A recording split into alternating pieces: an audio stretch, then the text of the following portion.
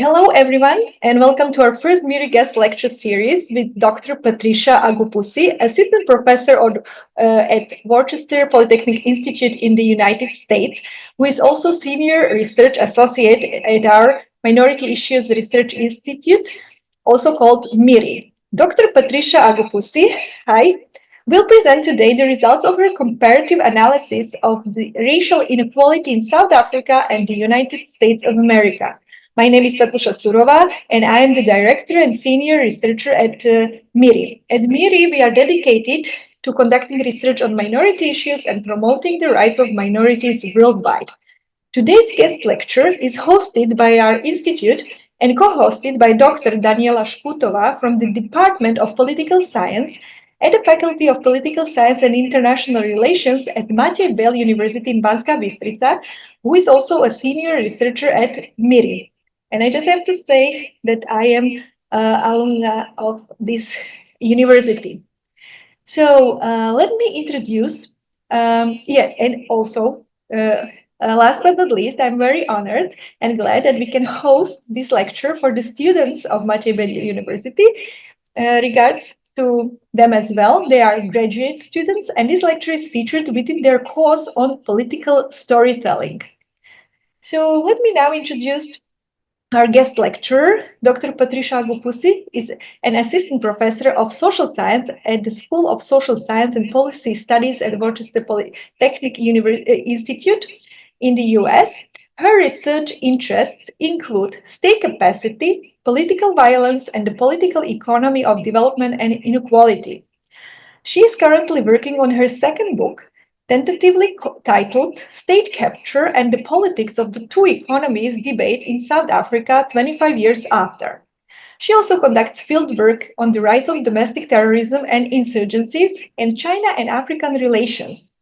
Patricia has researched Nigeria, South Africa, Ghana, Kenya, and Rwanda, among others. Her work has appeared in peer-reviewed journals, and she has written a book titled Homegrown Development in Africa, Illusion or Reality, published by Routledge in 2015. She obtained her PhD in International Development with a specialization in Comparative Political Economy from the University of East Anglia, UK. We have a very important topic today to be presented, since the issue of inequality is significant, because we know that the wealth gaps by race and ethnicity are large in the US. Earnings differ by race and gender as recorded by Urban Institute. And these differences in wealth accumulation by race are the result of structural racism. Besides the case of the US, Patricia will speak about the South African case also today. And this country, according to the World Population Review, has the highest wealth inequality, according to the World Bank Gini Index in the world. And interestingly, Patricia is now based in the US, and she is speaking for the students in Slovakia, which is second country in the world with the lowest wealth inequality. I'm very sure that we will learn a lot today and have great discussion. Dear Patricia, thank you for your time and willingness to give a guest lecture. The floor is yours. We cannot hear you, Patricia. Yes. I was on mute. Thank you for having me. Very happy to be here. It is a privilege to speak with both colleagues and students, and I hope we're going to learn something today. And I look forward to your questions after the presentation. My understanding is that this is a graduate school, and I also have my colleague here. Thank you guys for being here. But in addition to that, I have 20 minutes, right, to make my presentation. So I'll try as much as possible to make it 20 minutes. The emphasis, because of the time constraint, I said there's a time constraint. I'll just summarize what the paper says, and then we get into questions, which will help me to actually go further and explain some of the things I need to say. Now, what I want to do today is to give an introduction of this and a background of South Africa and the US and present some data on inequality in the US and South Africa, then talk a little bit on how the both country has been trying to address the racial inequality, and also the core of the paper that I'm talking about that is based is talk about an alternative approach to develop to addressing inequality, whether it's race, group, or anything. So that's what that's how I'm gonna focus on. So let's go. The question is, what exactly is this about? Practically and in a very simple way, it is about inequality. Specifically, what we try to do in this paper is to provide general philosophical understanding and commitments that inform how we try to address group inequality in different society or countries. The country that we are representing today is South Africa and the US. And another thing I'm going to do today is to argue that what both countries have as the core approach to addressing inequality is not good enough, or let me put it this way, has some flaws in them. And based on that, we're going to be introducing a framework of a shift, which we call developmental approach, and its implication to reducing inequality. So some of the question of motivation continues in the sense that both of these countries and in every society, by the way, actually try to aim to having egalitarian society. However, given that especially South Africa and the US in their constitution and their societal value always promote egalitarian society, they've had a lot of inequality in both countries. And this inequality, as we're going to find out, is based on history of disenfranchisement of some group based on race. After slavery in the US, there was Jim Crow. After the same thing, colonization and slavery in South Africa, there was apartheid system. So the question is this: given this history, which has perpetuated inequality based on group or race, in this case, what can be done? What can be done to address the impact or the outcome of the tortured history of both countries? That's what we're looking at. At the moment, both countries have a program, and I'm going to talk about the program, affirmative action, later on. But I also want to emphasize one of the philosophical undertone of this is the policy we use. And this paper or this talk is also based on, is drawing heavily from Glenn Lowry, which some of us might have met, and his paper, his work, his big work on racial anatomy of racial inequality. And I also want to emphasize, I've given this, I presented this paper a few times with Glenn Lowry. So, and it's based on this presentation that I developed this paper, which we are supposed to publish together, but he's quite busy. So I went ahead and do it myself. So one major argument we are making is this: the equal opportunity policy is not usually enough. Why? Because if you look at the anatomy of racial inequality, it actually presents a very glaring description of what inequality, or in the case of South Africa and America, what the tortured history of racial discrimination has done, which is discrimination by contract. That means a law, a legal system, or institutional policies introduced to discriminate against some group based on their race. The outcome of these policies, what it did was it ended up producing what we call stigma. So most cases, when policy are introduced, it does not address the stigma aspect, which is why we're looking at an alternative. And if you like, I can send this slide later on. So the question is this: why should we care about racial inequality or group inequality? And to what do we attribute the deep intuitive appeal of colorblind, which is usually driven by the libertarian ideological group, and in most cases call for what we see as colorblind policy, which is let the past remain where it is, the past, and policy should not be based by race. I'm just giving a paraphrase of the core arguments of libertarians, liberal scholars that argue for non-race-based policies.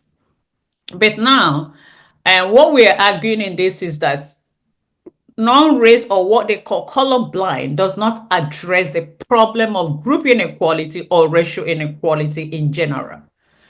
And for us to be able to address the problem of group inequality or racial inequality, it is very important that we use color as a standard, because that was what it was. The people were discriminated based on color. So that's part of the argument that we're making.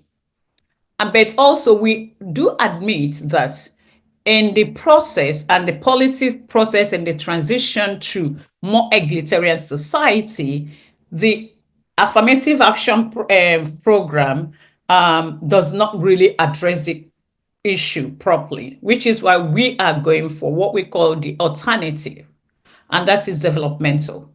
Now, let's see, because the question, remember, is why should we care? Now, to provide that, why should we care is this. When we look at globally, I think Steve has already said that global inequality is actually increasing. But let's focus on the US. Why we should care is this. When we look at the US has history of centuries of history of racial discrimination, from slavery to Jim Crow. And Jim Crow actually referred to a system of state-enforced segregation. That means there are specific laws against African Americans for centuries after at the end of the slavery. This did not end there. Even when this Jim Crow was abolished in 1960s, there were other policies like redlining that continued to discriminate or segregate against African Americans. Then in South Africa, actually South Africa was influenced, Afrikaner government was influenced by Jim Crow in what they call separate living, development, separate development. And that is what is now we know as apartheid system. And the system is also, just like Jim Crow, an institutionalized general racial segregation enforced by the white government then from 1948 to 1994. I want to emphasize, although officially this happened in 1948, before then, 100 years before then, there has always been segregation. For instance, the Land Act, South African white minority at the time took over the entire 97% of the land and only left 7% for African people and the rest. And that 7% is for about 80% of the population. And they still have the right to take any land they feel deem or they like. The government or white group have the right to take any land from that 7%. So what I'm trying to say is this. Although this is from 1948, when it was government official institution, it started a century before then. Now, like you said, inequality is increasing globally, but I'm very happy to hear that your country has very less inequality globally. But please don't make it happen that you increase. We want to see more of that, a society that is less unequal. Now, we're talking about South Africa and the US. If you look at this, you find out that South Africa is one of the richest countries in Africa, but it is number one in inequality in the world. in the world. If you read the capital, you understand why the inequality has continued to increase globally. But within a particular country, the reason we have more inequality differs. And now look at the third in the position is the US.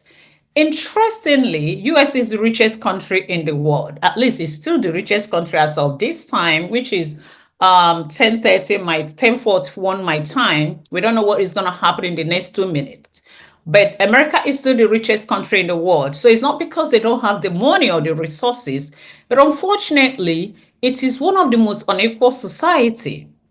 And if you also look further, you find that there are some pattern that goes on Africa, South Africa, Brazil, United States, India. I've done some work in these countries. There's some similarity in the pattern of discrimination.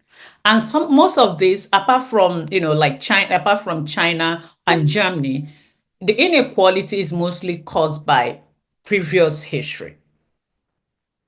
So I don't want to emphasize there. Remember, the question is why should we care about race or group inequality? Let's look at data. This is South Africa. Actually just came back from South Africa last year, December. South Africa is, I will always say, among the country I visited or I know about, it's one of the most beautiful country in the world. And this beautiful country has a lot of resources, as you can see. That's why I showed you the picture, some of the pictures. This is half of what the picture you see in terms of South Africa. It is called the rainbow country at the end of apartheid. But let's go further. What is the demography? Black African is about 81% of the population. There's colored 8%. White is about 7.3%, then the Asian. Interestingly, the whites and the Asians are the richest in the country, while the larger population are the poorest. The description of how South Africa and the impact of apartheid is so glaring when you visit South Africa. Like I said, I'm just coming back from there. Notwithstanding, since 1994, or will I say 96, when South Africa became a democracy, a lot have changed. There has been a general increase in terms of share of black and white. This data will say a lot. But despite this improvement, because I cannot just tell you that South Africa is still the same as it was in the apartheid time. No, things have changed. But in addition to the change that happened, you also find out that Africans, Black Africans in South Africa remain at the bottom. When I mean at the bottom, the difference is very high. This was data on 2011.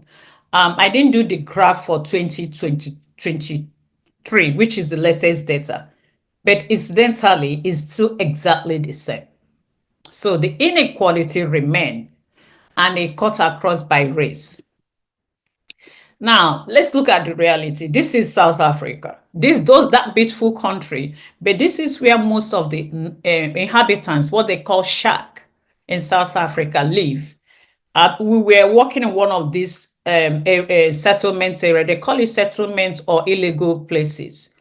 And this shows you the divide. One, as you can see, very large, has a space. This one, at least they started building somewhat, but mostly dominated by what they call shack or settlements. Now let's look at the US. In the US, demography is mostly white is the majority. That's the difference in this comparison. In the US, white is majority. In South Africa, black is majority.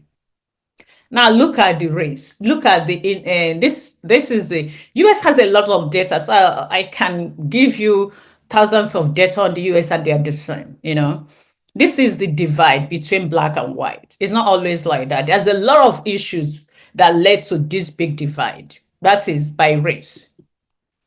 Now, there is a more divided thing, black household, and you see the negative, you see the differences.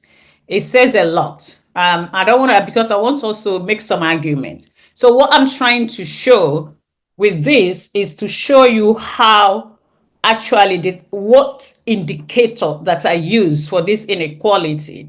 Now, there are other groups in the US, and within this group, just like in South Africa, in fact, they're so similar, Black remain at the bottom, as you can see with this. So now, what happened? What happened is this: in the US, affirmative action was introduced in 1965, I think, officially, but quite restricted within the Constitution Amendment of 14th Amendment of the Constitution that call for equal opportunity, but is based on equal opportunity. Now, this is a typical affirmative action scenario. Now, because now I'm going to transition, because at this point, after the civil rights movement, America have decided, okay, we have to do something about racial inequality. We have to create more egalitarian society. And to do that, they introduce affirmative action, mostly in the federal area. So the question is this: affirmative action is quite complex. Can it solve the problem?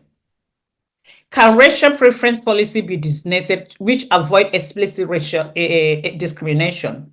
What do such color then? Because there are other people that are saying that no, we should go for colorblind policy, because introducing policy that is race-based will increase the division within the country, and it will negate the egalitarian society that both countries are looking at. Now, let me explain this further. In 2023, 2 years ago, July, America, by a Supreme Court, ruled that affirmative action is illegal, despite the fact that it was within the 14th Amendment. They have different arguments. If you read my paper, I presented some of those arguments. Interestingly, the arguments, the people that are against affirmative action or any kind of race-based policy is also based on equal opportunity. So some of the key judges that rule against this say that people should not be judged by their race. Why people that are for affirmative action also say the same.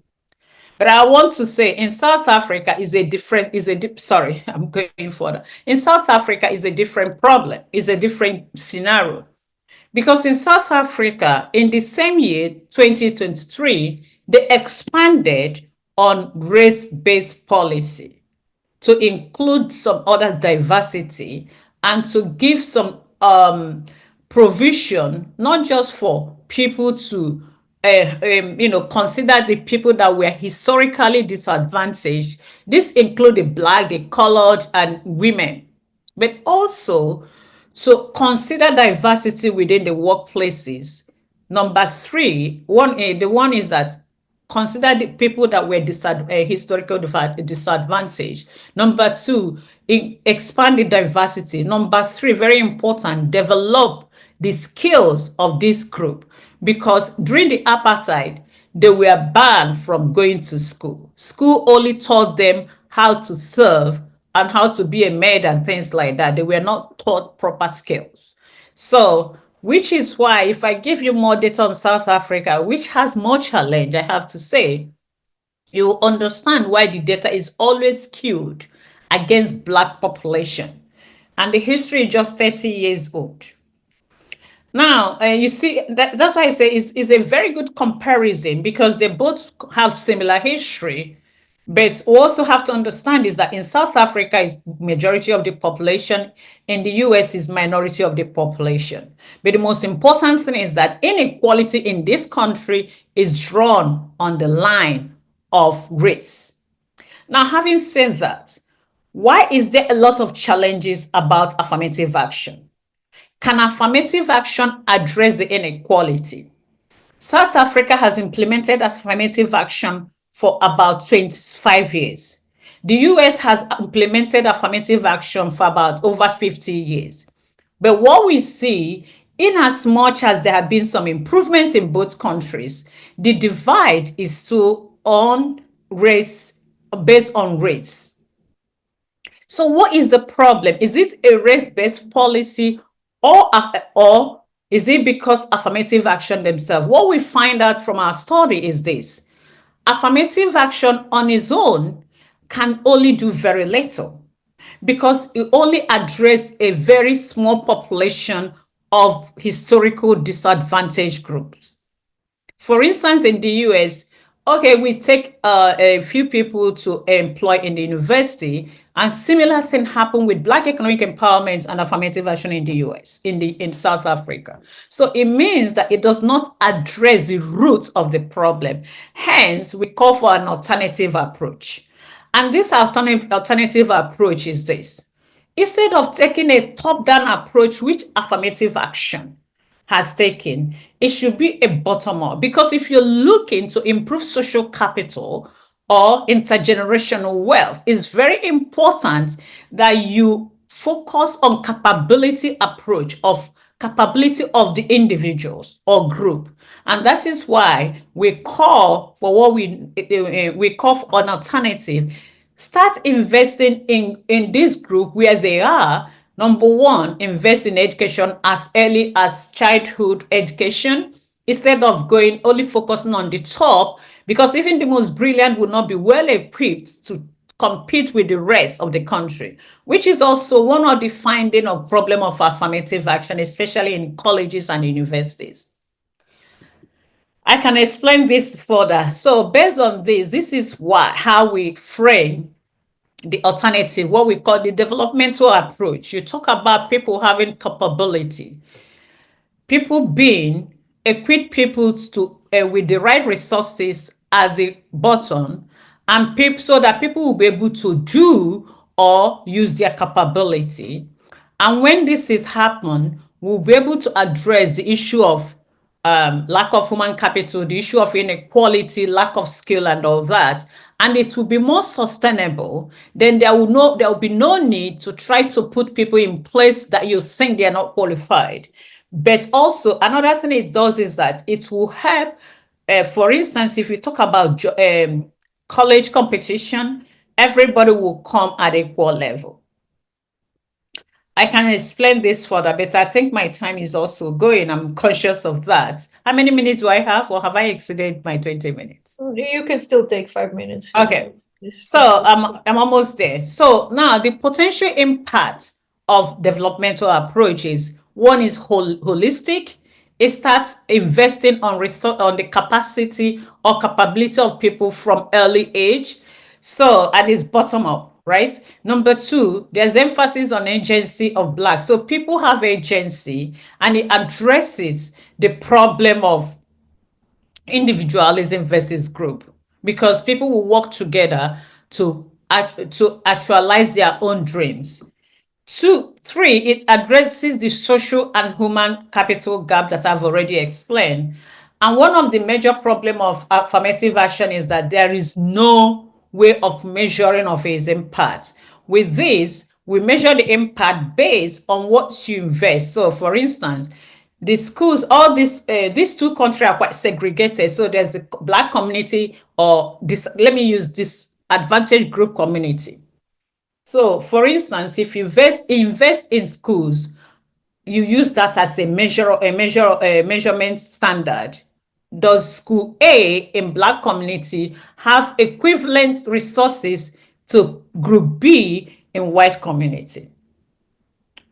Do they have the basic standard of resources and capacity as a school? Because in both countries, you find out that in in Black community, they have no resources, lack of educational resources, lack of trained teachers. So how do you expect them to compete? So this will address not just the measurement, but more importantly, stigma problems. For instance, one of the major reasons Glenn Lowry is against affirmative action, he's not wholly against affirmative action, but there's a complex argument he's making, is because no matter how brilliant a Black person is, when they get to a certain position, it is called, oh, you got there because of affirmative action. So that is very important. Developmental approach will address that stigma. That is why some African Americans can't defend their position or what they have achieved, or even Black South African, because of stigma of affirmative action. However, it's very important to understand also some of the core way of addressing this. Before we go, I'm concluding now. What we try to do in this paper is to look at country A and B, South Africa and the US. These are two countries that egalitarianism is enshrined in their value system and constitution. And that is what we call transition problem. How can they transition from tortured history of discrimination of a certain group to a more egalitarian society? Now, how can they reduce inequality by race, as you can see in the previous figure? And that's what we call the transition. So is it through a race-neutral policy or race-based policy? We argue that race-neutral policy, which you call colorblind, does not help.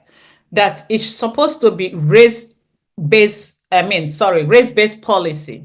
However, affirmative action, a race-based policy, as implemented, is highly flawed, and colorblind is not the right approach. But developmental approach that takes everything from the bottom to address at the initial stage would be able to equip the people and sustain them, and the group will be able to improve in their socioeconomic well-being. So in this case, which we do is that we able to introduce what we call the developmental approach that can focus on human capability rather than a narrow focus on income, because that's what affirmative action does. It focuses on income. But there is also a need for further studies. There are some areas, communities in the US and South Africa that has implemented developmental approach, and we've seen some improvements that is better. But it's not in South Africa, they're investing, but not as much. In the US, no, not at all. In fact, with the current issue in the US, everything that tried to include minority in the US is being stripped out completely at the moment. And it's going to be challenging in terms of building an egalitarian society. So we want to go further to develop a pilot program in both the US and South Africa to see how this work. And that's it for now. Thank you guys. I hope I didn't exceed my time by long. No. Any questions? I will appreciate, and then I will expand on some of the things that I didn't touch on. Yeah, thank you very much, Patricia, for this enlightening presentation. I am opening the floor now for the questions. I would kindly ask our participants, when asking questions or making comments, to introduce themselves and state their affiliation. We expect all participants to show respect for the views of others, and I invite you to exercise decorum and avoid abusive or disrespectful language or derogatory and inflammatory remarks. I will share this in the chat. And let me see, do I see some hands? Okay, we need a crowd bit to warm up. So until you think about the questions or some queries or making comments, let me see, is somebody? Not yet, okay. Then I can briefly summarize and discuss Patricia's paper, which I read, and I said to her today earlier that it has great flow. It is really excellent reading. So this paper is rethinking the issues of racial inequality after the cancellation of affirmative action in the education system in the US and deliberation on race-based policies in South Africa. And here is a brief summary of her main messages and paper's contribution. Firstly, Patricia is claiming that colorblindness is not appropriate response. According to her, colorblind policies will only give lasting existence to the outcomes of the past racial discrimination and even more deepen racially divided societies.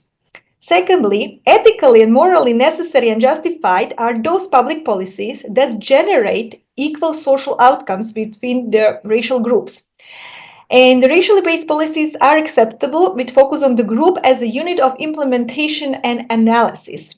Thirdly, she claims that practiced affirmative actions are inadequate and deficient, and therefore she is suggesting a development approach to racial-based policies by building people's capacities, as she said, at her summary, from the bottom up rather than just affirmative actions from the top down. And according to Patricia, it is needed investing in primary resources and infrastructures to build an environment which will enable Blacks to achieve their capability functions and compete fairly in society.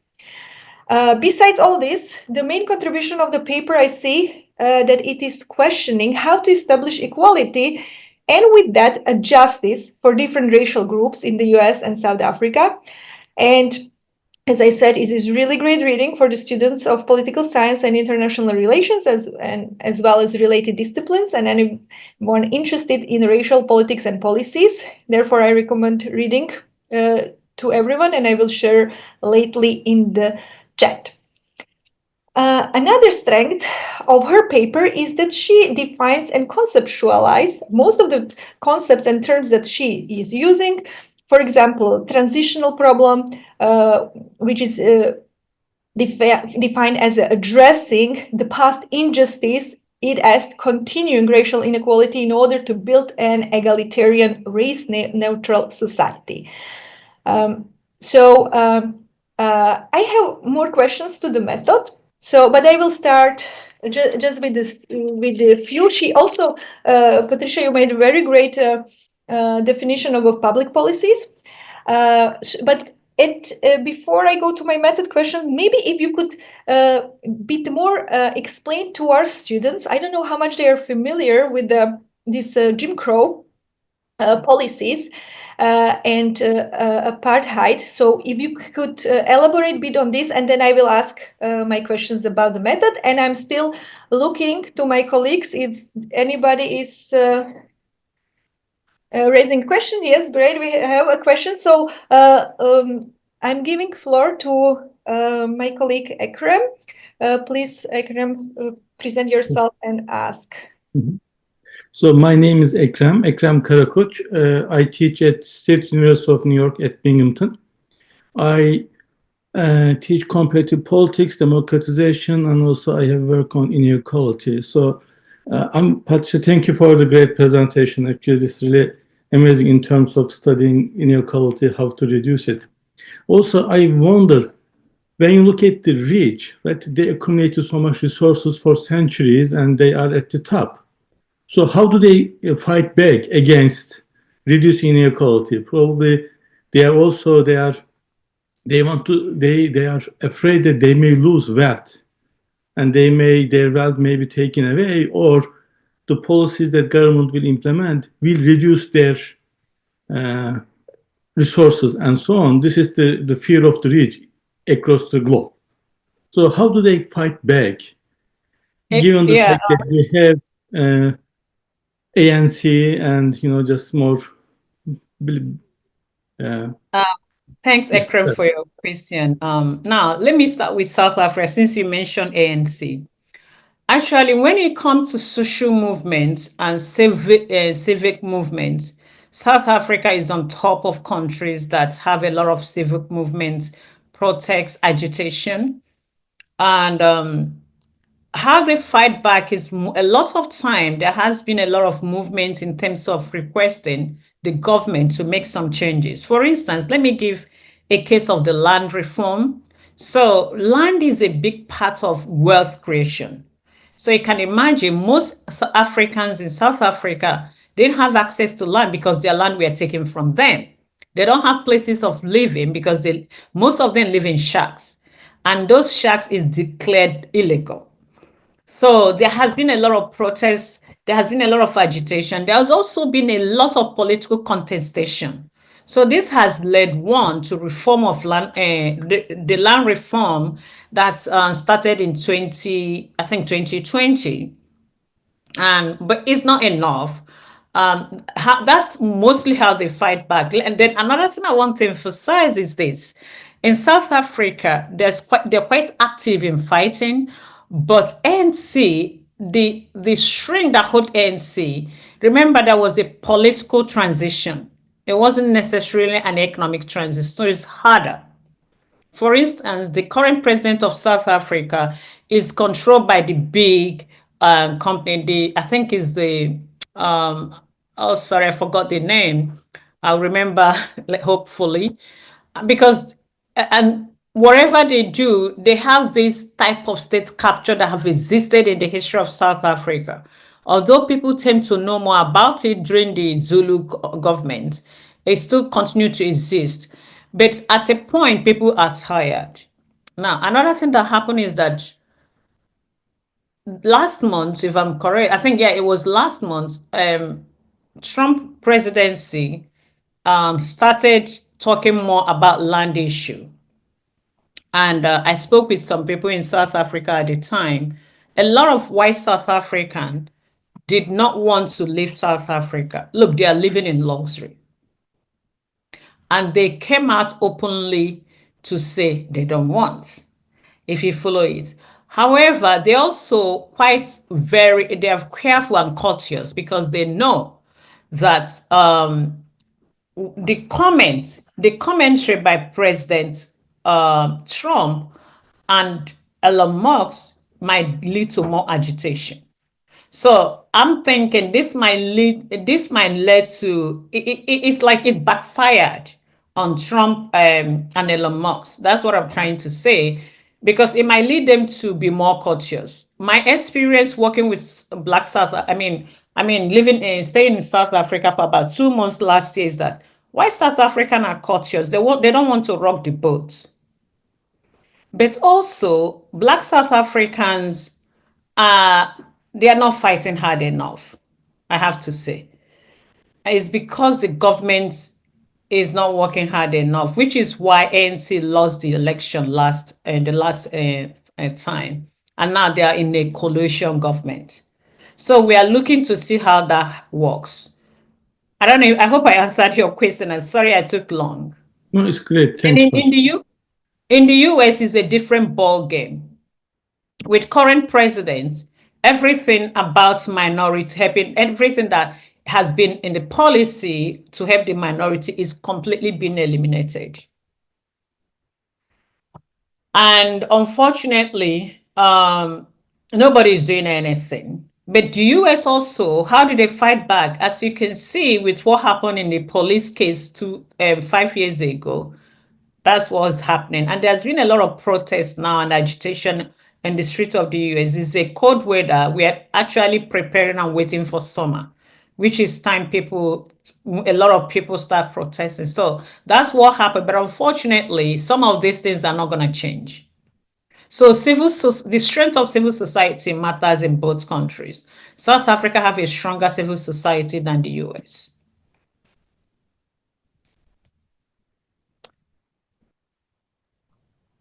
Okay, thank you for answering Ekrem's question. And I see that you put in the slide. If you could, Yeah. we have also one question in the chat, but if you can first refer to explain this Jim Crow policies in the US, what they were about to our students, and then we will take a question of Martin Demchek that he left in the chat. But I encourage him, if he is willing to ask in person, to prepare himself. Thank you. Okay.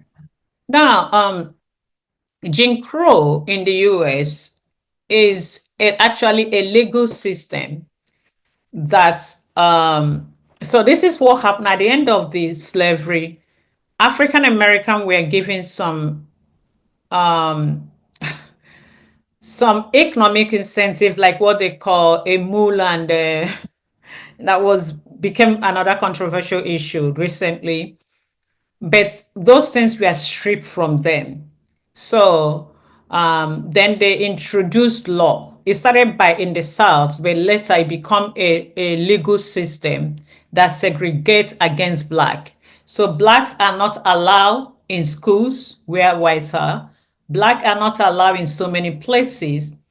And unfortunately, then what happened is that there's some areas, like segregated areas. Black cannot cross some areas, really, really segregated. So what happened is this, and they're not allowed to access any resources. They don't have access to any resources, economic resources, by law. So, but some African Americans started developing the communities where they are. Unfortunately, with that, there's a community that was well developed, very rich African American community. When when they find out, the white community find out, they burn the entire community down, the entire community. So they become a mass migration to the north and other places, and this law continues. So it is a law that does not allow, let me put it as it is, the intent of the law is not to not allow African Americans to have access to any social and economic resources. Thank you very much. I don't know if the same thing also, the same thing was applicable with apartheid system. But when people hear of apartheid, you need to understand that even within the apartheid system, for instance, the apartheid system was more extreme in the sense that Africans were not allowed to go to school. At least in America, they built their own school. They were giving some people support there. But in South Africa, they are not allowed to go to school. The only school they go, they streamline what they're supposed to learn, which is mostly how to be housekeepers, how to be, how to do manual works. Number two, they are not allowed to develop businesses.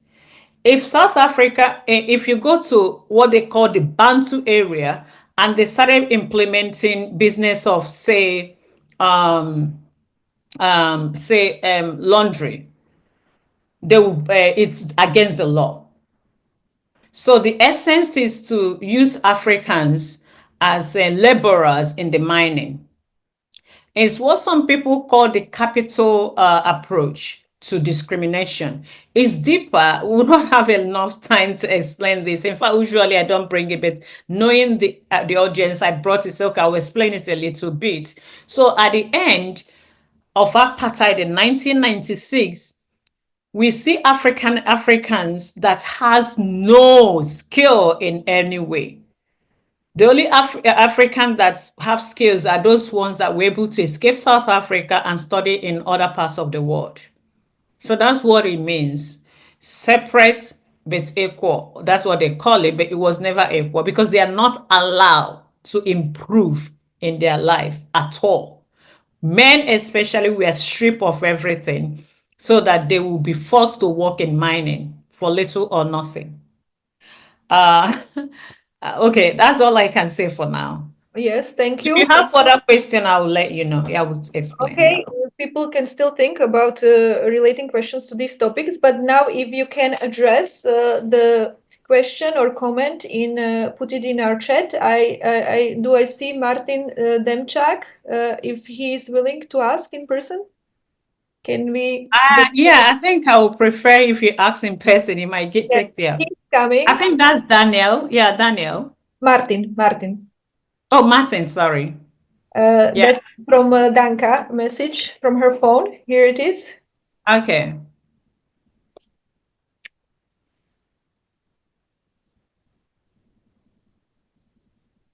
Let's give them a bit of time. Yes, now they are connected.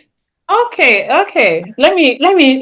Is it? Does he want to talk? Yeah. I appreciate if you talk. Go on, Daniel. Sorry. Oh, so Go on. I've been very interested in your part about the apartheid in South Africa, and there is my question tied to it. As I mentioned, my name is Mark Nemchek, and I would like to ask a question about the apartheid racial practices having the consequences into the modern era or today's era, mainly represented by inequality in workplaces and market. You have mentioned several times that this is a long-lasting tradition in the African economy, both in political way and a pure commercial. And therefore, my question is whether the apartheid regime, despite being diabolical in human rights agenda, has truly been the one who is responsible for this inequality in the workplaces and in commerce, because there is very clear evidence that the apartheid has been the most profitable regime and the most South Africa developing regime in its history, which is backed by a lot of statistics, a lot of researches, and therefore whether this inequality, which is still in the place after more than 40 years after the apartheid, whether this isn't more of a failure of the post-apartheid regimes rather than apartheid itself. Thank you very much. Thank you so much. That's Martin, right? Thank you. I'm so happy you asked these questions. Yes, you're right. Apartheid regime is one of the most profitable regime ever. One of the most profitable regime. That's number one. You're correct. Number two, apartheid regime was also able to develop with under apartheid. They developed South Africa. That is also right. Now, who did this work? Now, if you're in a place, this is who did the work? The Africans. That's why I was explaining earlier on. Everywhere was developed except where Africans live. They are not allowed to develop it themselves, and the regime never developed anything. That's why I showed you some picture. I'm glad I showed some picture. So they did this development. That's why, remember I started with say it's one of the most developed country in Africa. But African that made up 80% of the population would never allow, even the beach, they are not allowed to even come close to the beach. It's whites alone and all that. So, but who built this? On whose back? Is on these Africans. So why South Africa was being developed, Africans were completely excluded. In as much, that's what made them the most profitable, because they developed the country on whose cost? On the cost of social, economic, and humanity of Africans and the other groups too. So you are right in one part. Now, the second part of this is this. The inequality as a result of post-apartheid regime. I'll be the first person to tell you that post-apartheid regime has not done enough. But definitely and absolutely, inequality is not as a result of post-apartheid regime.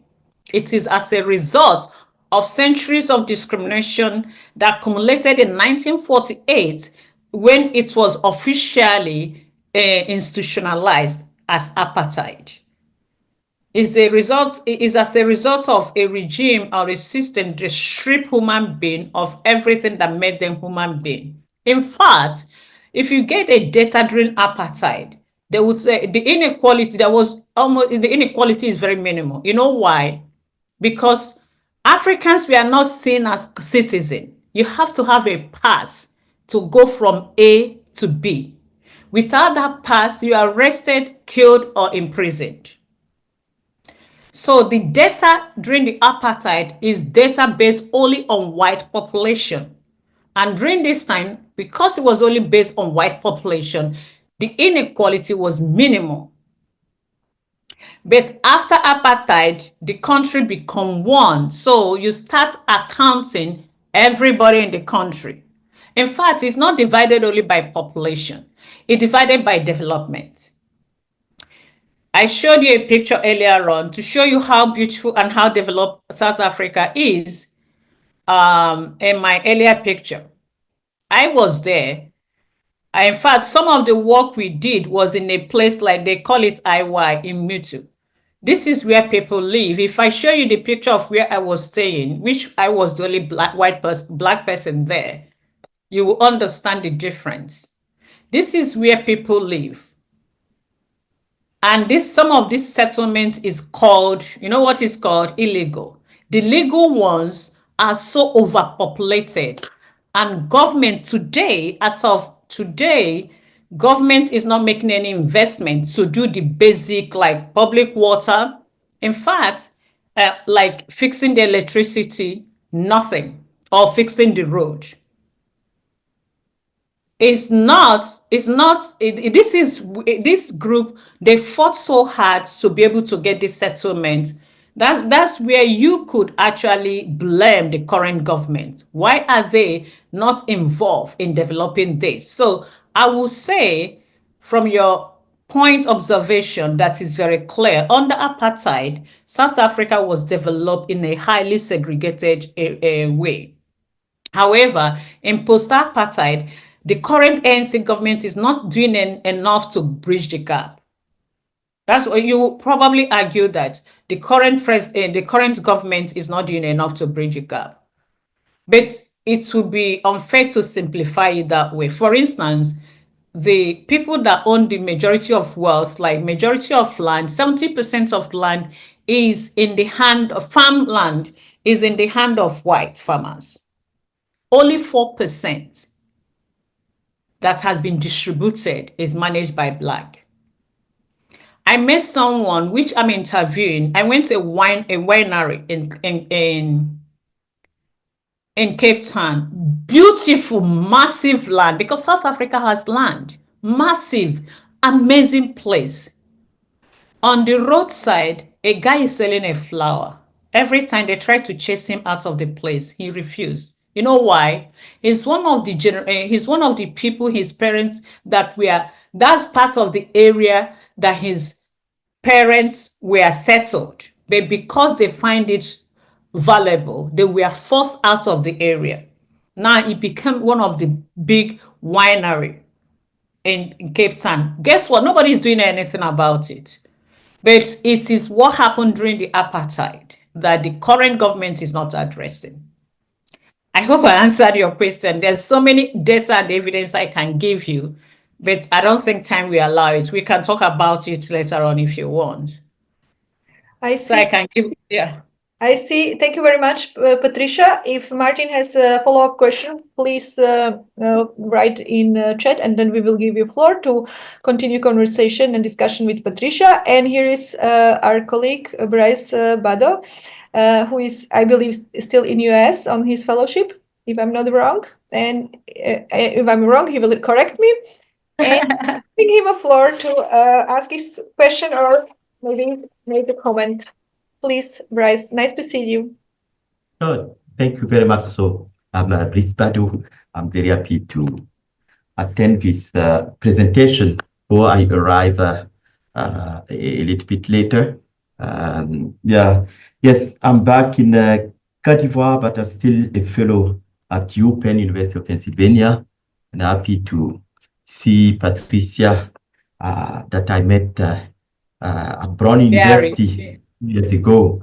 Yeah, thank you very much. So I really enjoy your presentation, and what I really appreciate is the urgency. I think that if you want to resolve discrimination, affirmative action should really target improving urgency of the people. This is really important. At the same time, I really have I don't know how to frame it, a question with race and affirmation action. Just because I could see that the last past, maybe 25 years, policies or programs of affirmative action were not very successful based on race, but it's not very successful. They even led to a kind of heightening of racism or other discrimination. Things like that. I spent 2 years at Yale University. People will ask me if if I got there just because affirmative action. Yes, exactly. I was really feeling bad about this type of conversations, and even with very close friends. So I wonder if one of the solutions could be not to focus on race, but to focus on the disadvantage. Because I think that race-conscious programs may increase racial sensitivity, which may be a source of acrimony or tension instead of healing or reconciliation, or maybe if we could think it not on the basis of race, but take the disadvantage that have been created and work on that. Just because the word race is how can I say, ambiguous now, so politicized, and so I don't know how to frame it. anything related to race, people will always see it in a way that can distort, can change even the affirmative action, the perspective of affirmative action. In fact, I'm one of those people that was like, yeah, it's good that they remove affirmative action in the US. Now, why? Because no matter how brilliant, I said it during my talk, no matter how brilliant you are, one of the complexity with Glenn Lowry, I tell him this so I can say it openly, is that he is a brilliant guy. You have met Glenn Lowry. Sylvester, Dr. Sylvester have met Glenn Lowry. No, some of you have met Glenn Lowry. Let's put it that way. He's a brilliant guy. You can't take that away from him. All his colleagues respect him. But the first thing people think is this. Guess what? He's Black.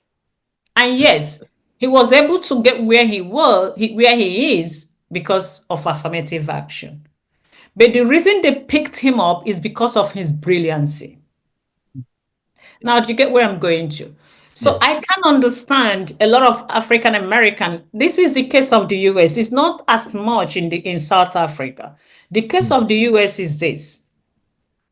They've politicized race to the extent that even African Americans, some of them, not all of them, okay, fine. Now they've removed affirmative action. Let me use case of universities as an example. One of the people that took the case were Asians. Now, let's say Brown is an Ivy League, Harvard is an Ivy League. Let me use Harvard is the case. If Harvard tend to want to take 1,000 students per year, right? And guess how many people that we employ, that will probably apply, let's say 100,000. Okay, let's say 50,000 applied. 50,000 applied. They want to take 1,000 people. No matter what, out of the 50,000 that applied, 49,000 will not be taken. However, what we find out is this. Among the 49,000 that we are not taking, they argue, some of them argue that the reason individually that they were not taken is because maybe one or two African American is among the 1,000. Yeah. Now, I hope the students here are actually also understanding my analysis. Now, what happened is that they said that they took this African American, remember, they're usually the minority among these 1,000 that will be taken. They probably at most, maybe 10 African American that we are taking. And every other person assumed that the reason that they were taken is because they are Black, it's not because they are qualified, which is not true. But unfortunately, that is what dominates the discourse within the US.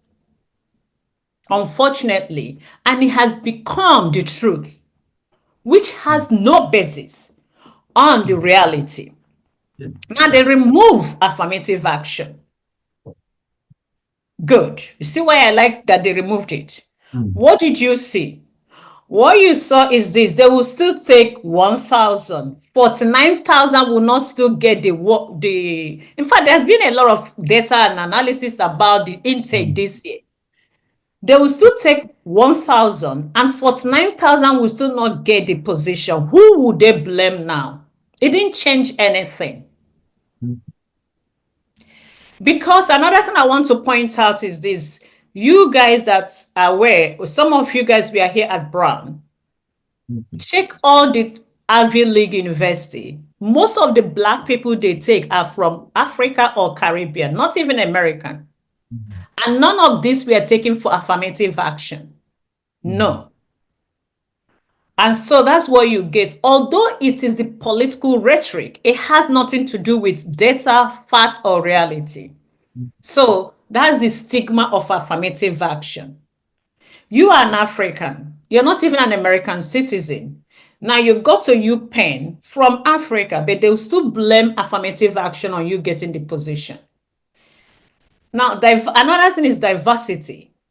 which is everybody have been implementing, when you get the gain of diversity is mostly white women, Asians, and maybe to some extent Hispanics. But if you mention diversity in the US, they said Black. So diversity has replaced affirmative action in the political rhetoric. If an African American gets a position, they make sure he or she was removed, because now they call it diversity, is no more affirmative action. So for how far will this be going on? In the current government, in the Pentagon, they have pictures of vets all over. Do you know what they did? They removed the pictures of Black vets that they had in Pentagon. Does that make sense? It has not, at least we know it has nothing. They call heroes of war. It has been there. It has nothing to do with anything. But in the name of eliminating everything minority in every institution, they are removing pictures. There's one that just came up now. Pictures of heroes of war that unfortunately that person happened to be what? Black. That's what is going on. So I think is in line with the question Ekrem asked. What are they doing? People have come to accept it under this current regime. In terms of South Africa, is different. A lot of South African Black is saying they've not done enough, and it's true, which is in line with the question Martin asked. The current government is not doing a lot, and there's a lot of mismanagement. Martin, I'm working on a book that look at that issue, what I call state capture. So I agree with you. There has been a lot of management. It's because the system that is currently the political system that is currently is established in South Africa is mostly borrowed from apartheid system. Apartheid system that recognize a few group that manage in the corporate sector that controls the government. And that is what is happening now in South Africa. But the debate of stigma is not holding forth in South Africa because American politics is completely different from South African politics. So would that help us? By the way, what we are introducing is this. You don't have to call it race-based, but it has to,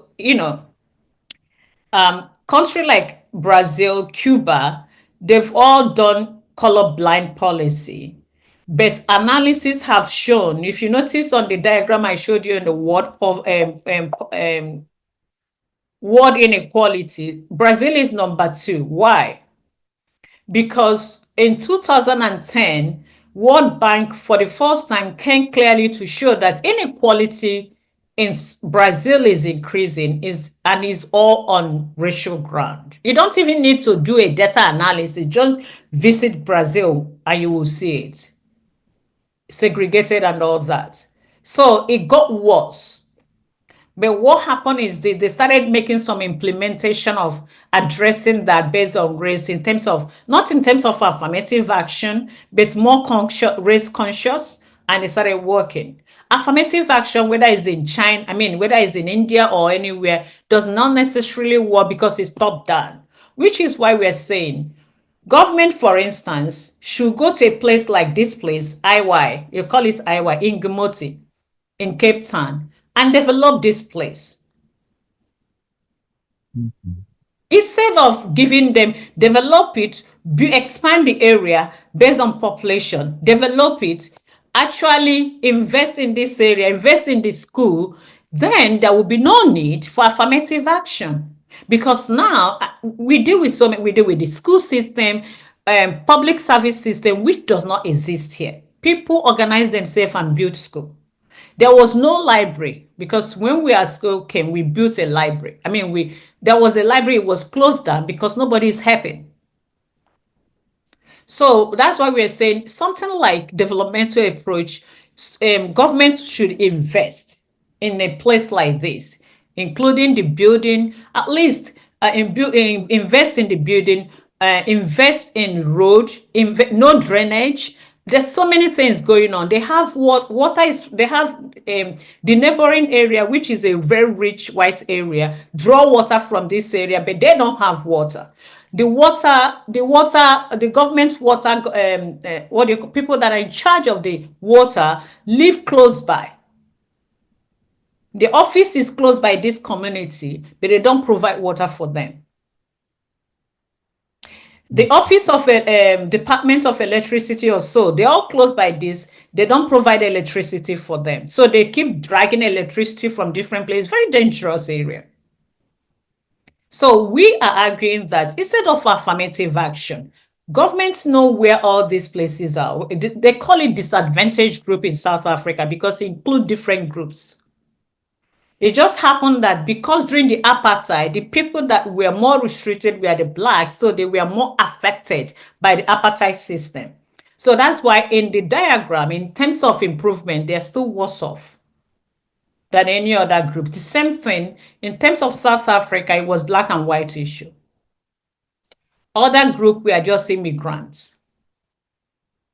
So that's what you get. That's why we are doing alternative, which is developmental. Instead of coming here to look for someone that is bright, you can put in University of Cape Town.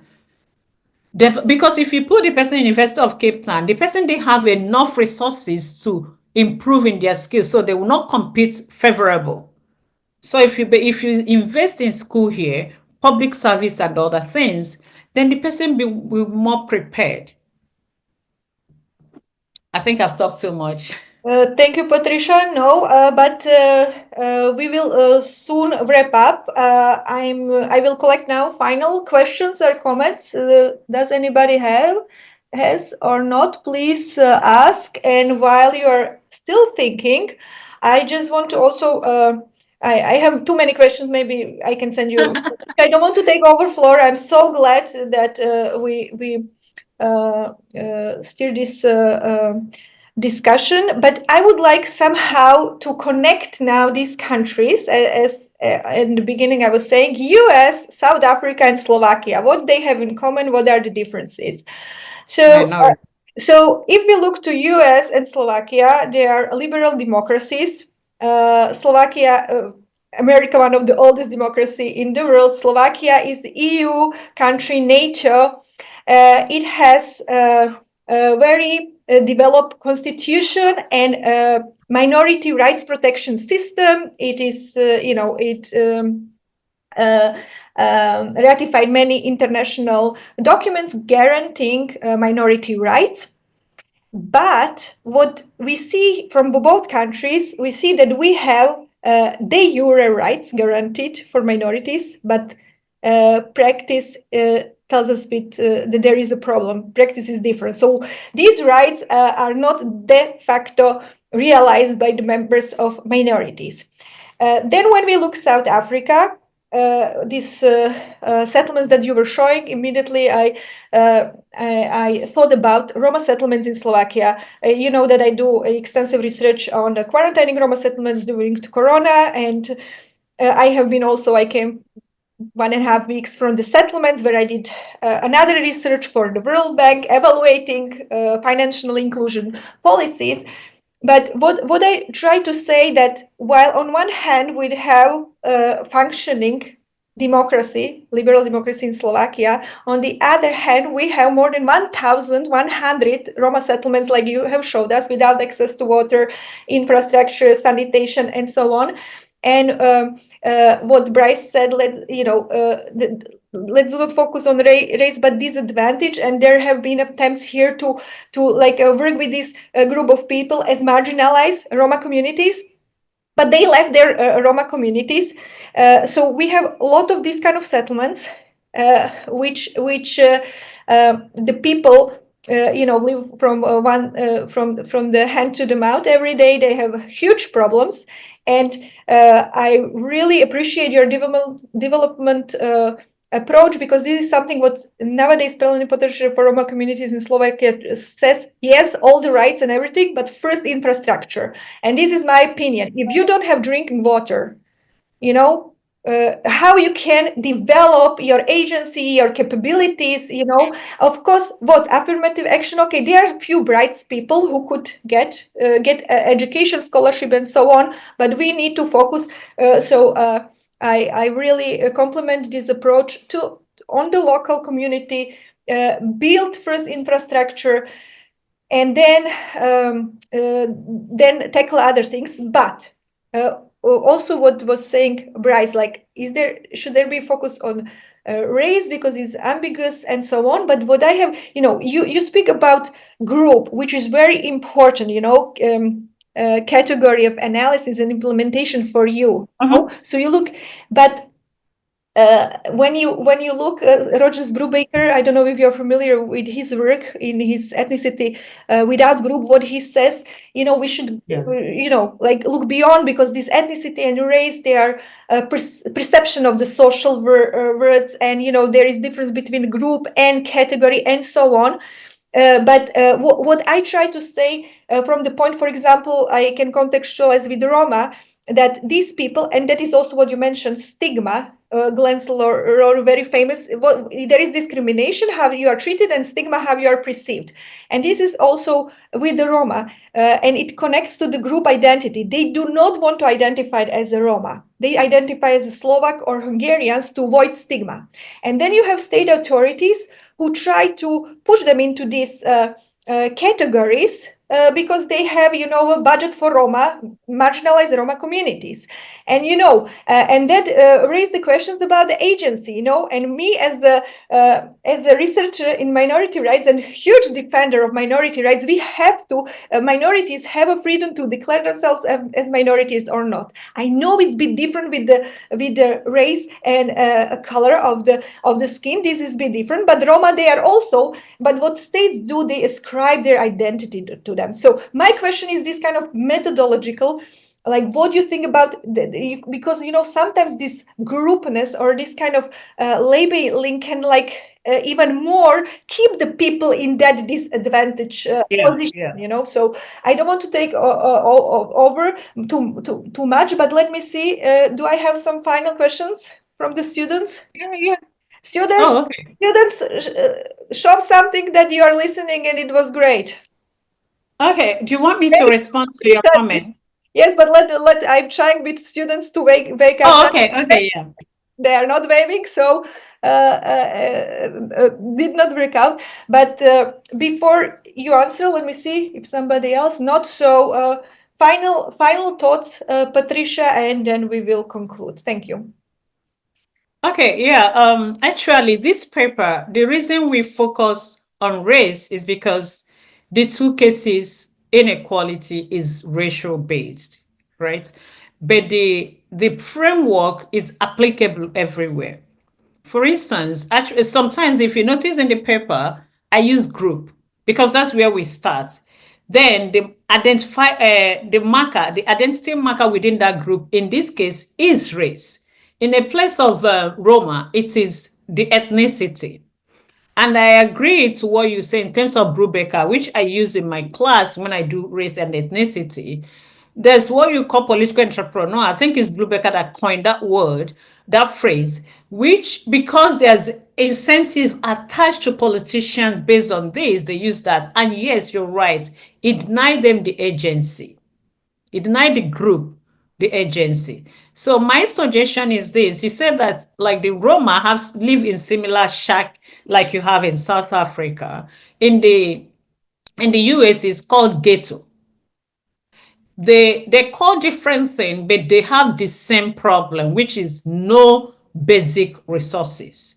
In fact, in the US, in some places here in Massachusetts, there's no bus route, there's no bus route, there's no grocery around.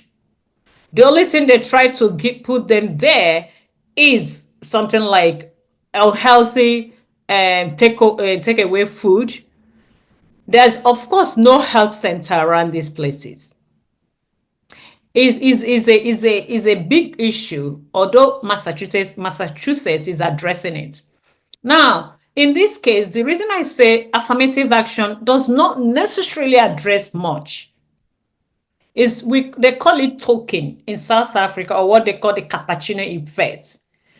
In the US, it's called token. So the developmental approach is applicable because if you use the group, in this case, South Africa disadvantaged group, you're not looking for where, you just look for a place that lack this necessity. So that addressed the issue of race. That also addressed the issue of use of race or a group identity. If the group does not want to do that, they will address that. And if you take developmental approach, the community within that group, the community or the group of that community will be part of developing the policy because they will determine what they need. They will determine how they want to. They will be part of the team. You read my paper, so you see where I talk about in terms of being part of it. That gives them agency of being part of developing their capability functioning. So if you want to assess now, you assess instead of giving politicians, we give this money for the minority Roma. It doesn't, how much, what's the proportion or percentage that get to the people? By the time they play the politics downward, nothing happened. Why not use that money, build hospital, equip the school, build road, give them some basic necessity that you provide for everyone? That's what argument is Thank saying. you, Patricia, a lot. I see that students has to relocate. They have another. Yeah, they're leaving. But thank you very much. But please, It's not the students. I appreciate them a lot. Thank you. Sorry that we've taken more of your time. Thank you so much, and for the Danka for co-organizing this. But at the end, if you allow me, everybody who is on call, just 1 minute. I just want to thank to Patricia, and I want to emphasize that from the first moment that I met her, which was 9 years ago, on that ethnicity, conflict, and inequality in global perspective program at Brown University. Yeah. Was always very supportive and helpful. Patricia, you supported the creation of our long-time Body Global Network and our grant application that we even won. The colleagues, Bryce and Hyacinth, they were also involved. And also you encouraged the transformation of this initiative to this MIRI Institute. And I just want to say that you have been always so responsive colleague and always providing guidance or assistance when I need it. And I'm grateful to you from the bottom of my heart. And besides gratitude, I'm very happy that I met such a very smart, strong and capable woman. And you are not only inspirational, but you can serve to all of us as a positive example. And once again, thank you, Patricia. Thanks to Danka. Thanks to students and all participants that have joined today. It has been a pleasure. Thank you all. Thank you. Thank you so much. That was very kind of you. And I have to say, you're always a pleasure to work with because you're a hands-on person. You get things done. You get things done. When you are a minority, you have to put 3 times, not 10 times more effort, and you will, and you have to be persistent, and you cannot, you just have to make a lot of effort. So thank you so much.